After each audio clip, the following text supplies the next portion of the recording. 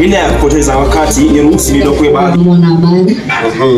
Kwenye runinga yetu ya Moti hivi sasa ni saa 1:20 kulingana na saa zetu za Afrika Mashariki.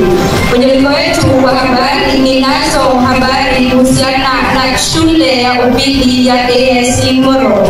Siku ya leo ikiwa ni siku ya Alhamisi, wanafunzi wa shule ya kidato cha 4 wa AS Moro waliweza kutembelewa na Bwana Gombe pamoja na mwenzake Umbili. Wanafunzi wanasema kuwa wanashukuru mwalimu mkuu kwa kuwapa fursa hii kwa kuwa wanagombea ameweza kuwapea mambo ambayo yanasaidia katika kufanya mtihani wao wa kitaifa.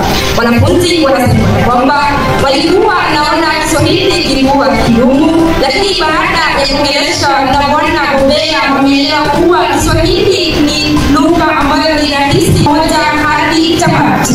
Kumbuka sema jina Margaret.